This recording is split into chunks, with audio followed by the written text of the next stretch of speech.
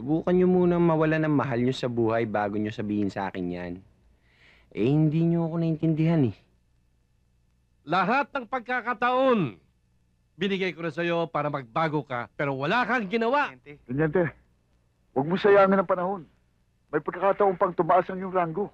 Kailangan ka ng estasyon. Tulungan mo kami. Hindi namin kaya, lumalalang Huwag na karasan. kayo humirit. Hindi na ako pulis. Tay, mahal na mahal kita. Ako rin, Tay. Sana hindi tayo magka-hiwa-hiwalay nila nanay. Huwag kayong mag-alala. Simula ngayon, palagi na tayo magkakasama. Tsaka, hindi na tayo maghihiwa-hiwalay. Totoo yan, Tay? Oo. Yay!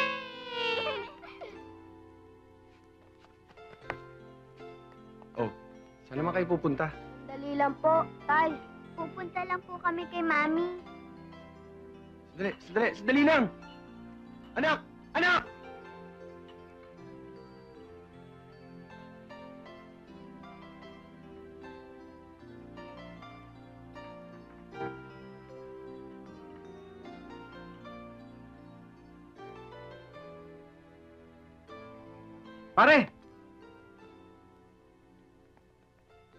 Pare! Pare, kahit di mo sabihin, dama ko yung sakit na nararamdaman mo. Pare, tibayan mo dibdib mo. Harapin natin ang bagong bukas na naghihintay. Pare, yung pakikipaglaban simula pa lang, di pa to katapusan. Pwede ba iwan niyo muna ako? Gusto kong mapag-isa.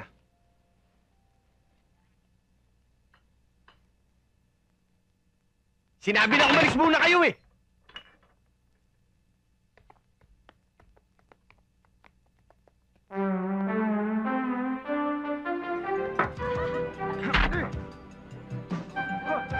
Bakit ang hiingay niyo? Ang babastos Ikaw pa ang magbabayad dito mga ininom natin.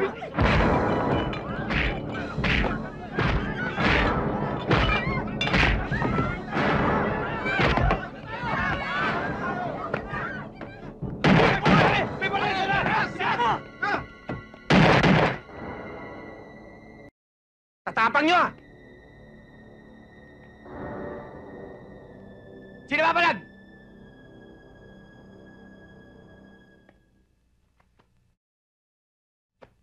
Rigor! Ano bang nangyayari sa'yo? Talaga bang gusto mo sirain ang buhay mo? Ha? Tandaan mo kung hindi sa akin, sa kulungan na sana ang pagsak mo! Rigor, naiintindihan ko ang sakit na nararamdaman mo ngayon dahil sa pagkamatay ni Evelyn at ang dalawa mong anak. Pero por Diyos por Santo naman, hindi may babalik ng ginagawa mo sa sarili mo ngayon ang buhay nila. Tingnan mo itsura mo ngayon. Para kang isang sanggano. Talaga bang wala na halaga sa iyo ang buhay mo at ang sinumpa mong tungkulin? Eh, simula nung nawala yung pamilya ko, nawala na rin ho ng kabuluhan yung buhay ko. Ikinalulungkot ko, Rigor. Ikaw ang pinakamahusay na tauhan ko. Lahat ng mga matitinding misyon na binigay ko sa'yo, nalusutan mo noon. Pero ngayon, inalo ka ng kabiguan. Epe, subukan niyo muna mawalan ng mahal niyo sa buhay bago niyo sabihin sa akin yan. Eh, hindi niyo ako naintindihan eh. Lahat ng pagkakataon, binigay ko na sa'yo para magbago ka, pero wala kang ginawa. Wala! Kaya wala akong magagawa kundi suspindihin ka hanggat hindi natatapos ang kaso na isinampa laban sa'yo ng may-ari ng club na yon.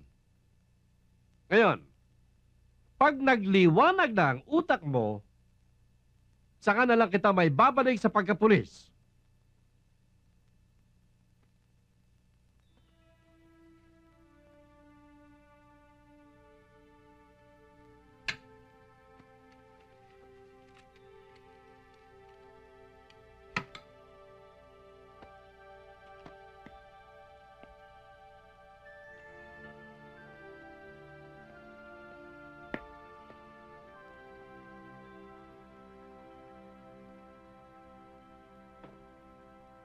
Hindi ko kailangan ng awa nyo.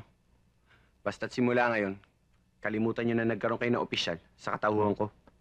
Pero sir, hindi ka dapat patalo sa damdamin mo. Oo nga naman, sir. Sayang lahat sir ang mga pinunla mo. Doon din lang pala magwawakas. Lahat ng tao maabot sa puntong ganito. Huwag sanang umabot sa inyo. Okay.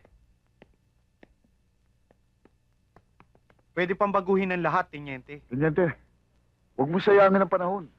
May pagkakataon pang tumaas ang iyong ranggo. Kailangan ka ng estasyon. Tulungan mo kami. Hindi namin kaya ang lumalalang Huwag na karahasan. kayo humirit. Hindi na ako pulis.